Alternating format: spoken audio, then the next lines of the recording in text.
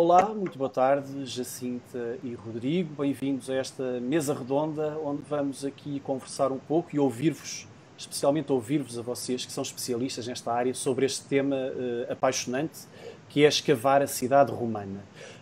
E eu gostava de começar por vos perguntar como é que começa uma escavação, porque é que se decide, como é que a arqueologia, os arqueólogos avançam para uma escavação e depois têm aquela felicidade, muitas vezes, de encontrar vestígios magníficos que estão ali enterrados, à espera mesmo de serem mostrados ao mundo. Ladies first. Ladies Obrigada, first. Rodrigo. Boa tarde a todos, ao João, Rodrigo e a todos os que nos ouvem. Obrigada pela vossa presença também. Então, porquê é que se escava, não é? Porquê é que os arqueólogos vão escavar na cidade e à procura da cidade romana? Como é óbvio, num espaço que é habitado, utilizado, ocupado em permanência e densamente, com intensidade, como é uma cidade como Lisboa, uma cidade atual, só se escava em circunstâncias muito particulares e com bastantes condicionantes. Normalmente escava-se, na grande maioria das situações, escava-se quando há projetos de intervenção que têm, nomeadamente aqueles que têm impacto forte no subsolo e que, portanto, em si representam um impacto potencialmente destrutivo para os contextos arqueológicos que estão no subsolo.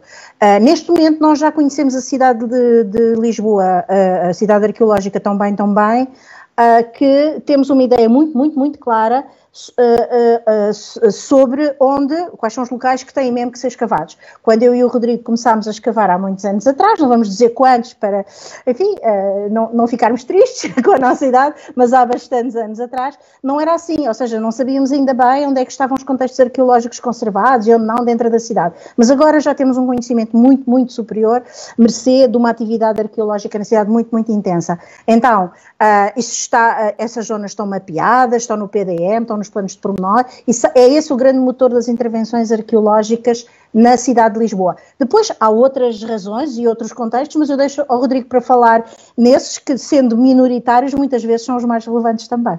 Muito bem, Com Rodrigo. certeza. Boa tarde a todos também, a quem nos está a ouvir. Efetivamente, para além destes trabalhos que a Jacinta acabou de referir e que são a esmagadora maioria das escavações em Lisboa, que são trabalhos de uma arqueologia reativa, ou seja, de uma arqueologia que é disputada por uma ação da cidade viva na qual nós vivemos, existe também uma outra dimensão bastante mais restrita, mas não menos importante, que tem a ver justamente com projetos monográficos de aprofundamento do conhecimento de determinadas realidades. E esse mesmo aprofundamento muitas vezes dá origem a mais-valias muito fortes e muito impactantes na cidade, que põem, se calhar, em valor a arqueologia como recurso. Um exemplo é o teatro romano, outro exemplo que nasce de uma questão reativa e depois se desenvolve de uma outra maneira é o caso do Castelo de São Jorge, é o caso também do criptopórtico romano da Rua da Prata, que hoje sabemos ser umas termas, que são objetos que depois foram transformados em projetos de aprofundamento de conhecimento. Porquê é que eu digo que é um potencial de valorização da própria arqueologia e da própria cidade? Porque, na realidade, a arqueologia é um recurso cultural que gera conhecimento, mas não gera apenas conhecimento. Aqui há muitos anos, um colega nosso, ainda mais velho que nós, disse numa entrevista na rádio... Que usar, quais arqueológicos, mas disse com muita propriedade numa entrevista na rádio uma frase que eu nunca esqueci, que foi, é preciso também ter em conta que a criação, o desenvolvimento destes projetos que geram equipamentos culturais na cidade são para nós arqueólogos são altamente gratificantes, porque é face visível do nosso trabalho, do nosso esforço, que muitas vezes tão subterrâneo, tão escondido, e às vezes até mal compreendido, cada vez menos, mas ainda assim mal compreendido, mas são um recurso, mas também um recurso económico. porque este nosso colega disse com enorme propriedade, quer dizer, nós percebemos que quando se faz turismo e se vai para o Algarve, se vai à procura de um produto turístico que nos oferece praia e bom tempo. Quando os turistas vêm para Lisboa, não vêm à procura das praias, não é a propriedade, e, portanto, quanto mais oferta... Estamos aqui com alguns problemas. Estamos a deixar de ouvir o Rodrigo, sim, está a ser eu vou falar... Aí está ele de volta. Não está. Jacinta, passa a palavra à Jacinta então um pouco, se faz favor, porque o Rodrigo está com muitos cortes, a internet não está a facilitar-lhe a vida. Eu ia pegar e o Rodrigo com certeza que já concluiu a sua ideia, só intercalar dizendo que o interessante numa cidade, num espaço urbano como é Lisboa, e Lisboa é de longe no contexto português a cidade arqueológica mais importante, é um colosso mesmo a nível, sem ser a nível nacional, é um colosso arqueológico como a realidade arqueológica urbana. O mais engraçado é que estas perspectivas depois misturam-se todas, só para dar alguns exemplos muito rápidos. O Castelo de São Jorge, que o Rodrigo falou, começou por ser um projeto preventivo de uma obra. Reparem, ia-se construir um parque de estacionamento dentro do Castelo de São Jorge para os turistas e para os visitantes lá deixarem os carros.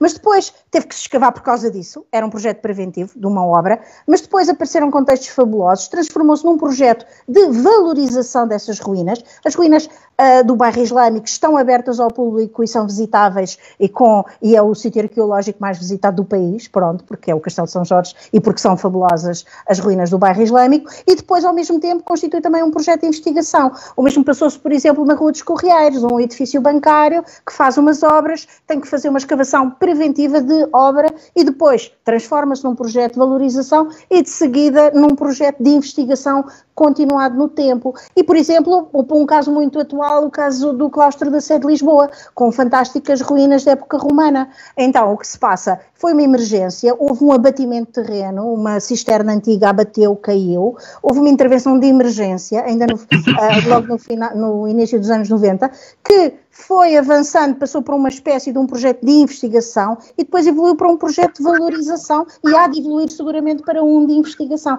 E só na cidade, eu diria que estas perspectivas se misturam tão fortemente e de forma tão intensa, também muito devido ao grande valor dos contextos patrimoniais em causa.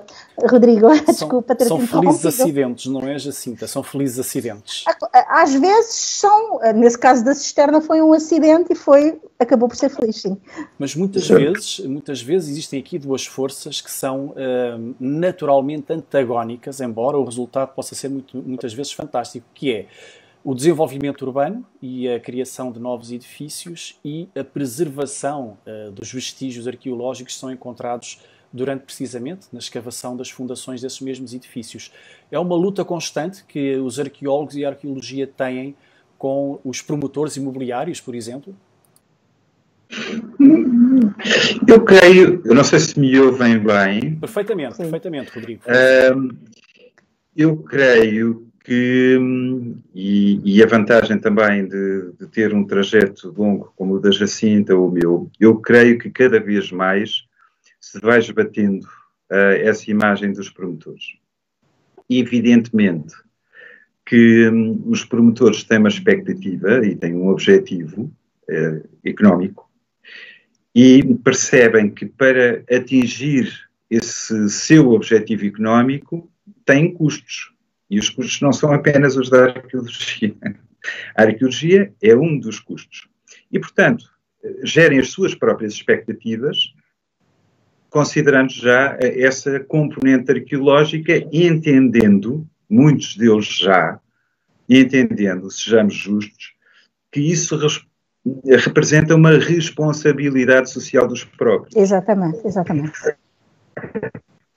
Bem, fantástico. E, em alguns casos, até com a percepção de que esse mesmo trabalho pode ter um retorno para si próprio em termos de imagem da sua empresa, do seu organismo. Eu acho que também foi muito importante neste processo que, grosso modo, começou talvez nos anos 90, vamos dizer assim, de forma mais efetiva e continuada nos anos 90, portanto é um processo com 30 anos de forma contínua. Foi muito importante o facto, e a Câmara Municipal de Lisboa, e não estou a fazer publicidade porque não é do meu feitio, teve um papel importante aqui, mas foi muito relevante o facto da Câmara Municipal de Lisboa ter conseguido ir transformando aquele aporte de conhecimento sobre a Lisboa arqueológica, daqueles primeiros anos, anos 90 e até grande parte da primeira década, ou mesmo toda a década, porque só foi aprovado já na segunda década do século XXI, já nesta segunda década, a ter conseguido transformar esse conhecimento sobre a cidade arqueológica em instrumentos de gestão do território. E o que é que acontece agora com os promotores de obra? Têm um valor que antes não tinham, que é eles sabem, eles têm o conhecimento. Quando um promotor de obra começa um projeto em Lisboa, não vai ao engano, não está a contar abrir todas as caves e as fundações que quer onde quer, porque já sabe, porque os instrumentos de gestão do território, porque outros mecanismos de informação ao cidadão, e o promotor também é um cidadão, e um agente económico, é o agente económico, já sabe, e isso transforma completamente as coisas, e transforma todo este processo num processo regular, normal, em que as pessoas estão em níveis idênticos, paralelos, e diminuiu de forma muito, muito, muito significativa aquele nível de conflito que se sentia nos anos 90, principalmente, bem, que, vamos ser realistas, às vezes ainda ocorre, mas diminuiu muito, mas de certa forma também, e agora olhando a mesma questão, mas de um outro prisma, é uma excelente oportunidade para a arqueologia e os arqueólogos descobrirem e escavarem locais que de outra forma provavelmente não iriam escavar. É verdade também esta visão? É, sem dúvida. Às vezes até pelas próprias condições do terreno, porque, por exemplo, em zonas da Baixa, que no passado romano eram secas e hoje em dia estão sujeitas à ação dos lençóis subterrâneos de água, que não se podem escavar se não houver condições para serem escavados, e essas condições é a engenharia que nula proporciona. Evidentemente que se um arqueólogo pedir, olha, eu quero investir, sei lá, 900 mil euros ou 1 milhão de euros porque quer escavar a coli, ninguém vai dar esse dinheiro só para escavar a coli, só porque, just because, não é? Quer dizer, agora, quando alguém tem um investimento que considera construir essas mesmas fundações e considera o trabalho arqueológico, é uma oportunidade para o arqueólogo, com certeza. A este respeito, João, peço desculpa, eu acho que um dos casos paradigmáticos, e onde por acaso o Rodrigo, de forma especial, e eu também, um pouco de forma indireta, mas de forma também contínua, estivemos envolvidos, que foi o caso da escavação da Praça da Figueira da segunda campanha, a campanha de 99-2001, não é, Rodrigo? Certíssimo. Exatamente. Nunca se poderia fazer a escavação da Praça da Figueira se não fosse numa obra, porque a profundidade a que as ruínas, a que a necrópole romana e o resto dos contextos romanos fabulosos, para além dos outros, mas estamos a falar dos romanos, estavam os tais 6 metros, cerca de 6 metros, não é? Já perfeitamente dentro dos tais níveis do lençol freático, das águas subterrâneas, impossibilitavam que houvesse ali uma escavação arqueológica sem que houvesse aquela infraestrutura toda, as contenções, as paredes moldadas, as microestacas, aquelas coisas todas que os engenheiros fazem, que permitem aceder a essa profundidade e a esses níveis tão instáveis e que a insegurança permitam a escavação. Nós já sabíamos que estava lá, todos sabíamos, toda a gente, todos os arqueólogos sabiam que estava lá a necrópole, que estavam lá as ruínas do Hospital Real de Todos os Santos e outros tantos outros conjuntos patrimoniais importantes, e a ponderação ponderou-se, e na altura ponderou-se mesmo, podia não se ter ponderado, mas ponderou-se. Das duas uma, ou se faz a obra e se escava, mas provavelmente não vai lá ficar nada de arqueológico porque a obra vai-se fazer e todos os vestígios arqueológicos que lá estão vão fisicamente desaparecer, ou não se faz a obra, mas também não se escava nem nunca se escavará. É um grande dilema. É duro. Sim, é um dilema enorme, não é? É enorme. Posso dizer que na altura eu, como técnica, o meu parecer, que foi pedida porque era funcionária já na altura do Estado foi que não se devia fazer a obra nem escavar. Mas ainda hoje penso, pois é, e não conhecíamos o que conhecemos hoje da necrópole romana da Praça da Figueira, da necrópole noroeste da cidade de Alicipe, não conhecíamos as ruínas do Hospital Real de Todos os Santos, o bairro islâmico da Praça da Figueira, a estrutura viária, todas aquelas fantásticas descobertas que o Rodrigo e os seus colegas, os nossos colegas lá encontraram. Claro. Rodrigo, ia acrescentar alguma coisa? Não. Não. Então, concordar em absoluto com a Jacinta. Eu gostava de voltar um pouco atrás, ao início da nossa conversa, e a Jacinta disse-nos que a cidade romana está já muito bem mapeada, aqui na zona de Lisboa. Conseguem perceber bem quais são os pontos fulcrais que vocês, arqueólogos, identificaram e que vos permite extrapolar, porque obviamente não se escavou a cidade na sua plenitude, obviamente, mas a partir de alguns pontos consegue-se extrapolar e perceber, ter uma imagem, criar uma imagem com algum nível de rigor, considerando o que se conhece também de outras cidades. Portanto, em Lisboa, quais são esses pontos que vos permitem perspectivar uma cidade romana aqui no nosso território? Esta é para ti, Rodrigo. Há vários pontos na cidade e os pontos muitas vezes são discretos, mas muito significantes. Outros não são nada discretos, são de grande dimensão e são muito significantes. Mas, evidentemente, há pontos muito importantes. Começando de cima para baixo, eu começaria no Castelo de São Jorge.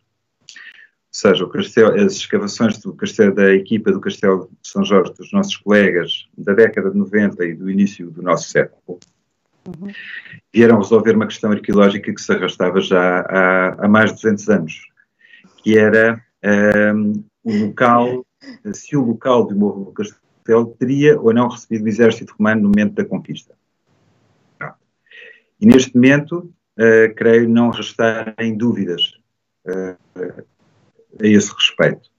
Depois temos o Teatro Romano, que é uma descoberta que se faz pela primeira vez nos finais do século XVIII e que é sempre um edifício que mexe com várias dimensões da nossa percepção sobre Roma, sobre os romanos e sobre a Lisboa romana.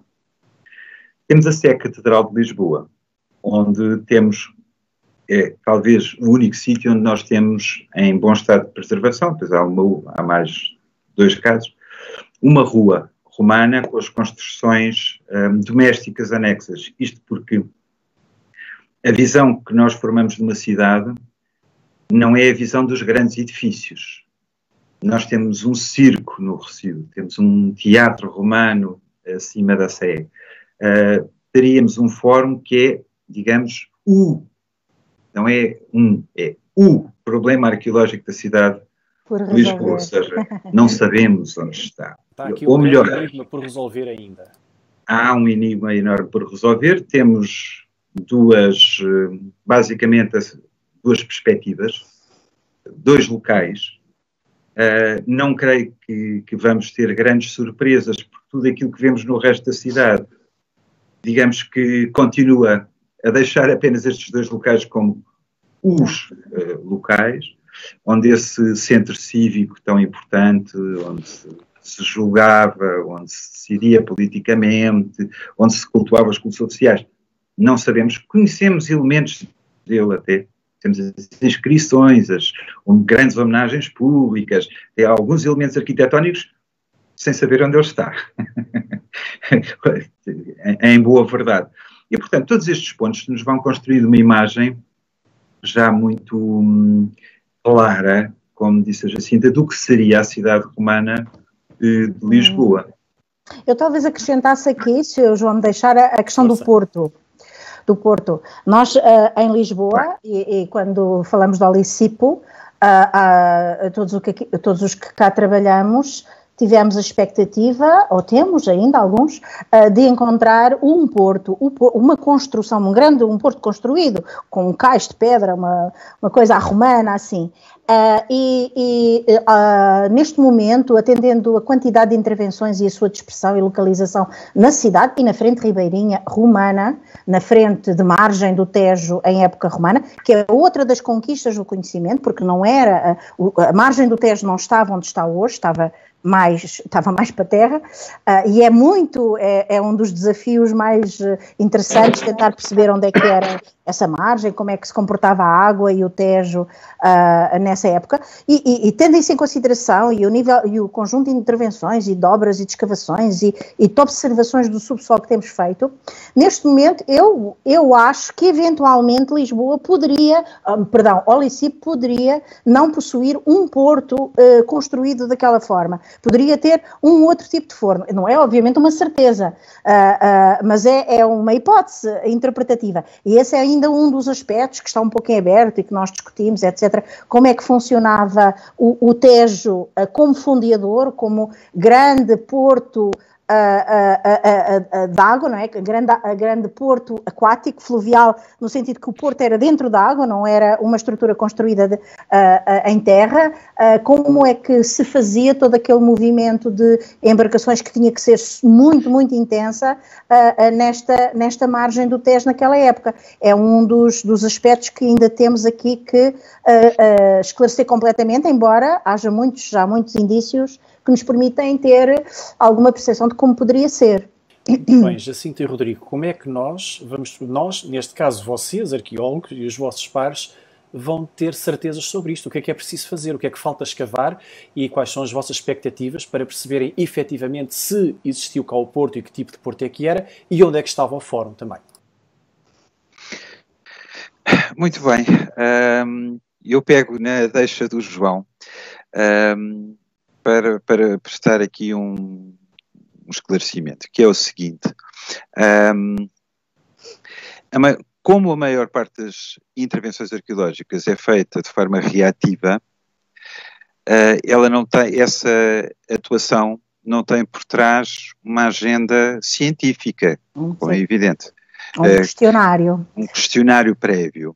E, portanto, aquilo que nós necessitamos em Lisboa, e aquilo que nós verificamos em certos pontos de Lisboa onde se aplicou esta metodologia, leia-se Criptopórtico, Teatro Romano, Núcleo Arqueológico da Rua dos Correieiros, Castelo de São Jorge, é justamente criar um suporte de projeto que nos conduza diretamente às respostas desse questionário, que é o questionário que o João acabou de fazer. Quer dizer, o João pergunta como qualquer cidadão interessado por estas coisas, e o fórum, onde está? Para lhe respondermos, se eu lhe acabei de dizer há pouco que a comunidade arqueológica tem ideia de 2 pontos possíveis, se calhar a melhor maneira de resolver era criar um projeto para se poder escavar, nem que fosse áreas reduzidas, mas cirurgicamente escolhidas, dessas 2 áreas. Perguntar-me ao João, eventualmente, e justifica-se isso, ou seja, a contrapartida que daí resulta para a cidade é apenas conhecimento, imagem, identidade, é tudo isso, mas é mais também. E é mais também porquê? Porque o conhecimento desse elemento permite-nos conhecer de forma mais fina, prospectivamente, o que se encontra naquela zona, considerando a zona onde se localiza. E conhecendo a zona onde se localiza, nós ampliamos a nossa capacidade de prever as realidades arqueológicas que ainda podem estar no subsolo. E prevendo nós, ampliando essa nossa capacidade de previsão, vamos conseguir estabelecer um diálogo muito mais frutífero com os intervenientes na cidade. E isso traduz-se, desculpem o termo, naquilo que nos interessa enquanto sociedade hoje em dia, que é money. Isto traduz-se em dinheiro, quer dizer, se em vez de estarmos a fazer a obra, a prever, a adaptar, a reformular projetos, o engenheiro de estruturas a reformular projetos, o arquiteto a reformular projetos, o arqueólogo para reformular o seu pedido de escavação. Se em vez disso nós tivéssemos a capacidade que existe em cidades que têm esse conceito de projeto de arqueologia urbana, de conseguir prever melhor, de forma mais fina, o que se encontra no subsolo, nós estamos a poupar trabalho a imensa gente e dinheiro a imensa gente e, portanto, conseguimos gerar um retorno social muito mais rápido também para todos os agentes que fazem a cidade viva. Eu gostava de acrescentar alguma coisa, Claro, se o João me deixar. Claro que deixo. O que o Rodrigo disse é absolutamente correto e certo e compartilhamos, obviamente. Nós os dois e os nossos colegas também. Mas há outras coisas que nós podemos também fazer e que temos que fazer. E essa é, eu acho, a tarefa que neste momento nós, eu, o Rodrigo e os outros colegas todos, as centenas de arqueólogos que trabalhamos em Lisboa, porque é mesmo assim, somos centenas os que trabalhamos aqui nesta cidade, temos que fazer, que é pegar na informação já recolhida, já extraída do subsolo e sistematizá-la. Nós temos que ter sistemas, formas, mecanismos, ferramentas de organizar todo o enorme manancial de informação que ao longo destes 30 anos, vamos dizer só assim, antes também, mas essencialmente nestes 30 anos, recolhemos do subsolo da cidade.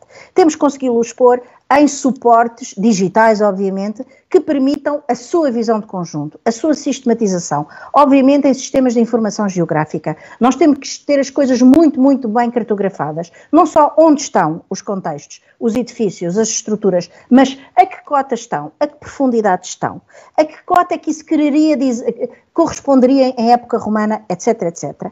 Desse sentido, poderemos eventualmente, mesmo que em contexto de arqueologia essencialmente preventiva e reativa, como dizia o Rodrigo, ter algum questionário científico já definido, ou seja, comportar-nos cientificamente, como cientistas, a priori, antes do projeto e da obra, e não só depois do projeto e da obra.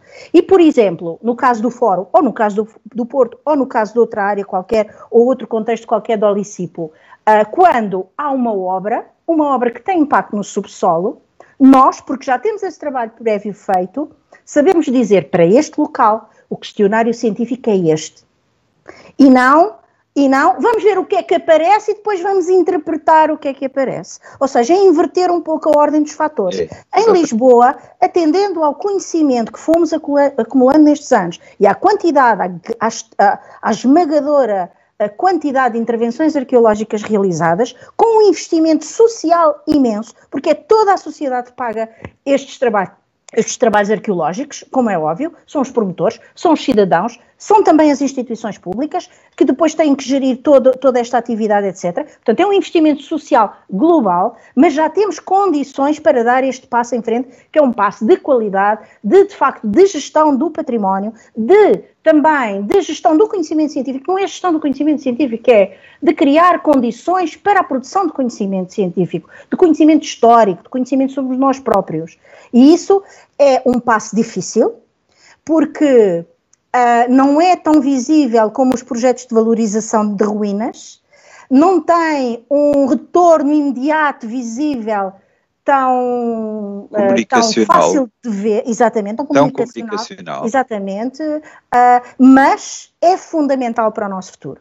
E quando nós conseguirmos fazer isso, eu estou convicta que vamos conseguir, ainda temos tanto para conquistar e tanto para lutar. Eu acho que vai ser o conhecimento sobre a cidade de Lisboa vai de Lisboa na globalidade, no passado da cidade de Lisboa na globalidade e sobre o Olicipo em particular, sobre Lisboa Romana em particular, vai de facto ter condições para evoluir muito. Vamos ver, mas temos que investir um pouco, temos que conseguir, como arqueólogos, como cidadãos, como cidade e conjunto de cidadãos, e também as entidades públicas, as entidades competentes, ter esse golpe de asa para dar o passo que há para dar, os passos que têm que ser dados. E eu acredito que vão ser dados.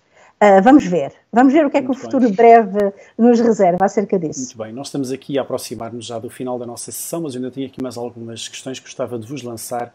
Gostava de vos perguntar o que é que vos falta escavar. E Jacinta, não vale dizer o Porto, e Rodrigo, não vale dizer o Fórum, obviamente. O que é que falta escavar? Rodrigo, se calhar que para a Jacinta descansar um bocadinho, que teve agora aqui uma intervenção longa. Sim. O que é que nos falta escavar? falta-nos escavar mais e falta-nos escavar melhor as etapas finais da Lisboa romana. Porque, digamos que Lisboa tem alguns séculos obscuros. E eu disse-o deliberadamente. Não é uma idade média, não é uma idade das trevas, mas são obscuros. São fugidios, são pouco visíveis, transparecem pouco. E isso é aquilo que eu acho que, à exceção do Fórum e do Porto, nos falta escavar de essencial ainda na Lisboa romana. E como é que isso se explica, Rodrigo? E agora falo aqui completamente como leigo, sendo a parte tardia do Império, da presença romana em Lisboa, a que está mais próxima de nós, do nosso tempo, portanto a que está menos distante, porque é que é sobre precisamente essa parte que nós temos menos conhecimento? Vou tentar explicar de uma forma simples, muito, muito básica. E desculpem o catastrofismo da linguagem. Imaginemos que de hoje para amanhã existia um holocausto nuclear e que a Alfama ficava integralmente destruída. Pronto, essa é uma visão bastante apocalíptica, uma visão apocalíptica. É absolutamente apocalíptica. Imaginemos que uns desgraçados de uns arqueólogos daqui a uns séculos vão escavar a Alfama. Imaginemos que esses desgraçados desses arqueólogos escavam e sabem datar muito melhor que nós as construções que encontram. Então começam a verificar que esta casa é do século XVI, que a casa ao lado é do século XVII, com as reformas do século XVIII, que a outra a seguir também é do XVI, que a outra a seguir é não sei o quê. E pronto, e ficamos com uma imagem da cidade naquela zona da Alfama fantástica sobre os séculos XVI, XVII, XVIII e XIX. Bom, mas no século XXI aquilo era habitado por pessoas e depois temos os objetos. Como é que isto se interligava? Porque é um bocadinho o que se passa nestas épocas tardias. Ou seja, o que se passa nestas épocas tardias, e estou a falar do século V avançado, já temos bárbaros, ainda temos romanos, eles chamam-se a si próprios romanos, atenção. Temos bárbaros, temos poder bárbaro. No século também vamos ter no sul da Península bizantinos. E depois nós, os maluquinhos das pedras e dos cacos e da terra, temos os caquinhos. Isto é um caquinho do século VI, este também é do século VI. Isto quer-nos dizer que o Lícipe, na altura, estava a comerciar, vejam, com a Palestina, com a Ásia Menor, com o Mar Egeu, com o Egito, com a Tunísia. E cadê eles? E onde é que eles vivem? Como são as suas casas? Porque, em muitos casos, nesta altura, reutilizam-se as estruturas anteriores, que continuam a ser habitadas. O que para nós é assim uma imagem um bocado tipo ocupa, não é? Os tipos eram os ocupas. Não são os ocupas, quer dizer, se nós formos à Alfama, a população original da Alfama, que ainda lá, coitada, sobreviveu este boom turístico, vive em casas de século VI. E não são ocupas, são residentes da Alfama. Da mesma maneira que estes são residentes da Olicipona do século VI. E depois entramos num vazio a seguir a isso. Depois para o século VII, que já estamos a resvalar da Lisboa romana, e então para o século VIII, sabemos que existe, mas não... Pronto, mas para o romano falta isto. E até ao nono, é verdade. E até ao nono. Eu diria que é preciso investigar, porque nós precisamos de os conhecer melhor. Porque nós sabemos que eles cá estavam. Isso aí não há dúvida nenhuma. A cidade nunca ficou deserta. Elas estavam cá, a cidade existia e era uma cidade grande.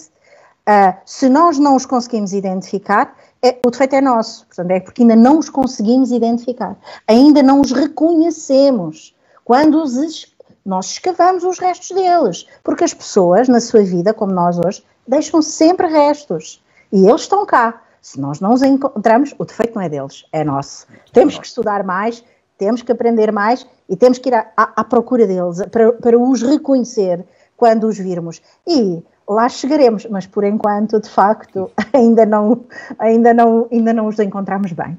Não. E o que é que lhe falta a si escavar, Jacinta? O que é que gostava de escavar? O que é que eu gostava? Em contexto romano, claro. Aqui já estamos a resvalar um bocadinho mais para a frente.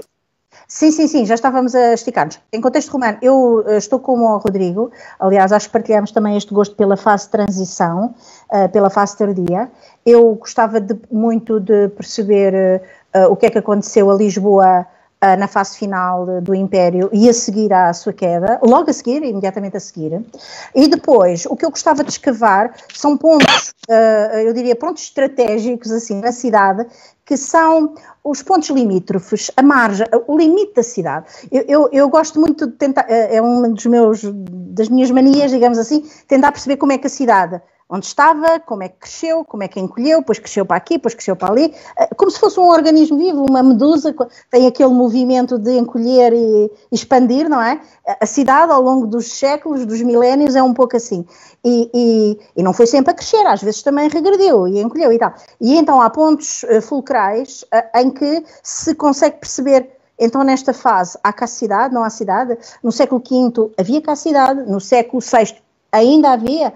Era aí que eu gostava de escavar, era nesses pontos que nós sabemos mais ou menos alguns deles onde são, outros não sabemos, mas era isso que eu gostava, sim. Muito bem, eu gostava, nós estamos a falar aqui sobre escavar, a nossa conversa toda foi sobre escavar a cidade romana, falámos muito do que é que retiraram, do que vocês identificaram lá em baixo, mas eu gostava de falar concretamente da escavação e do romantismo que isto encerra. Pelo menos para nós que vemos de fora, que vemos uma fotografia num jornal, ou uma peça televisiva, e vemos lá os arqueólogos no terreno a escavar e com os vossos instrumentos. O que é isto de escavar? Quanto tempo é que vocês passam ali? Que horas e que parte da vossa vida é que dedicam àquele terreno que vão quase grão a grão revelando pedaços do passado, não é? E como é que vocês se sentem? Se existe aí alguma ansiedade, alguma excitação no dia em que começam a pôr as mãos na massa, por assim dizer? Jacinta ou eu? Tu, quem agora quiser. tu. Eu dei a bola e quem apanhar então pode eu. seguir. Agora tu, eu. pois eu. Temos formas de sentir um bocadinho diferentes. Digamos que o arqueólogo, presumo eu, deve ser um bocadinho como o médico, que é a metáfora perfeita que toda a gente percebe. Dói. Ou seja, às duas por três desenvolvemos alguma insensibilidade à dor. Acho que sim. E eu estou a dizer isto em relação à dor daquilo que perdemos, sendo que sei que no caso da Jacinta, e dou testemunho que no meu caso também, há dores que nunca passam. Há dores que são para a vida, nunca vão passar. E depois há o outro lado, que é o lado da procura de uma certa atitude profissional e séria que a esmagadora maioria da comunidade tem, de facto, e que esconde muitas vezes o lado da emoção. Porque há momentos tremendos de emoção. Eu posso dar aqui testemunho, nem sequer é de escavação. Posso dar aqui testemunho, aqui já há muitos anos, eu estive a ajudar um colega meu a desenhar justamente a planta do criptopórtico romano e entrávamos lá quando acabavam as visitas e ficávamos até de madrugada. Entrar naquele espaço, que é um espaço subterrâneo, que exerce sobre nós um fascínio absolutamente extraordinário, sozinho, com as luzes apagadas, é uma experiência e tanto. Exemplo 1. Exemplo 2. Depois, há casos em que a nossa emotividade, em que é impossível não deixar transparecer a nossa emotividade. Lembro-me da escavação de uma sepultura na Praça da Figueira, uma sepultura de uma menina que foi cremada no século III depois de Cristo e que tinha por cima das cinzas, dentro de uma caixa feita de tijolo, que dois colegas meus estavam a escavar, eu estava apenas a deixá-los escavar e a vibrar com o momento, e no topo das cinzas estavam, assim empilhadinhos, dois anelitos, um pendente de pescoço, um amuleto, com a forma de um falo, e um par de brinquinhos. E quando se olha para o tamanho do anel, não é preciso ser bioantropólogo, nem antropólogo físico. Quando se olha para a dimensão do anel, é um anel muito pequenino. Uma criança pequenina. e era proibido levar aqueles objetos para a sepultura. E foi a única sepultura onde eles apareceram. O que mostra que aquela perca foi muito sentida. E é impossível não ser sensível a isso. Uhum. Por mais científico que sejamos, e somos, e sérios que somos, e profissionais que somos, é impossível não ficar com essa chamada na nossa cabeça para a vida. Muito bem, Jacinta, passo-lhe a bola agora. Acho que também vou contar uma história assim como uma ou duas, como a do Rodrigo, mas antes vou dizer uma coisa que toda a gente, todos os arqueólogos sabem, e acho que os que não são arqueólogos também sabem. Os arqueólogos adoram escavar. Nós adoramos escavar. Escavar é uma coisa muito estranha. Vamos lá ver. Rodrigo, eu sei porque é que tu estás a dizer que não, mas eu sei que tu partilhas o que eu estou a dizer. É uma atividade suja, pesada, sofremos as intempéries, ainda para mais na cidade há esta coisa das obras, porque é infernal, portanto, grande parte do gosto que há em escavar no campo, na cidade às vezes fica muito atenuado, e tu gostas de escavar no campo, Rodrigo? Ai, não. No campo gostas, também não gostas? Ai, não. Pronto, não gosta de escavar. Pronto, olha, João, há exceções. A maioria dos arqueólogos adora escavar. Tem mesmo um gosto, é mesmo uma atividade, são um conjunto de ações que lhes dá muito gosto. Há uma coisa de material, de física, que tem a ver com aquele ato que é prazeroso, digamos assim. E é para a maioria dos arqueólogos. É claro que depois, em certas circunstâncias, é doloroso. E o facto, nós muitas vezes também, entre nós que gostamos muito de escavar, temos que perceber, e isso para mim sempre foi claro desde o início, mas para alguns colegas às vezes não é, que nós não escavamos por gosto, isto não é uma coisa que não se pode fazer de ânimo leve, ou não se pode fazer apenas porque se gosta, não é um hobby, não é uma coisa que nós fazemos porque nos dá prazer, mas dá-nos muito prazer fazer, pronto. Depois, a questão da emoção associada ao que nós estamos a escavar, ao contexto em concreto em que nós estamos. O que o Rodrigo disse é absolutamente verdade. Nós somos pessoas e nós estamos a mexer sobre realidades que também são realidades humanas. E nós não somos empáticos, naturalmente, as pessoas são empáticas, e nós não somos apenas empáticos entre os que estamos lado a lado a conversar, e somos contemporâneos, digamos assim. Nós também somos empáticos com os do passado, os nossos do passado e os nossos do futuro. A nossa empatia é assim bastante abrangente. E quando estamos em certas circunstâncias, em contextos específicos muito particulares, sentimos essa empatia de forma muito, muito forte. No caso das necrópolis isso acontece muito.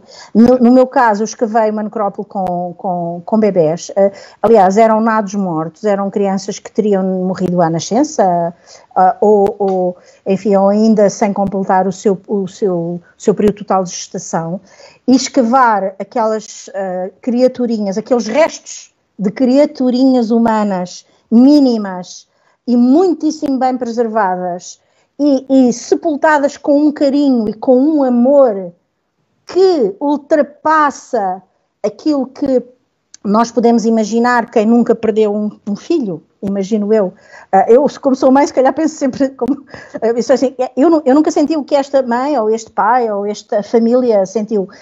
Porque, embora na época romana as crianças não fossem consideradas, não tinham valor, não eram valorizadas socialmente, o amor existia, era igual.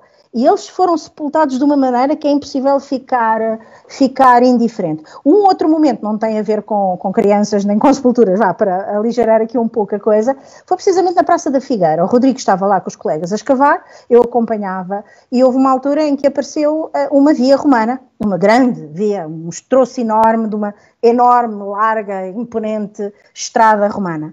E a escavação era muito grande, era na altura a área maior escavada em Lisboa, não sei se ainda se já foi escavada alguma maior. Talvez agora na frente de Ribeirinha, porque é diferente, são áreas maiores de outra natureza. E eu cheguei ao trabalho, na altura no Instituto Português de Arqueologia, e disse aos meus chefes, ao Monte Soares e ao João Zilhão, os nossos colegas também arqueólogos, olha, pessoal, vocês nunca foram a uma rua romana, com certeza, têm a oportunidade de fazer uma visita a Lisboa romana. a ir lá diretamente, não é só ir visitar uma ruína, é ir lá, porque é estar lá, é verdadeiramente ir lá, como se fosse possível viajar no tempo. E este sentimento de viagem no tempo às vezes acontece durante a escavação. E, por exemplo, nós fomos lá depois a um sábado, porque estava menos barulho, e estávamos em cima da estrada, e então, estamos ou não estamos numa estrada romana? Estamos. É uma sensação absolutamente sideral. Muito bom. Fantástico, belíssimas descrições. Conseguiram-me transportar, e seguramente a todos os que nos estão a ver, para esse universo, a Jacinta para essa estrada e o Rodrigo para o criptopórtico de madrugada.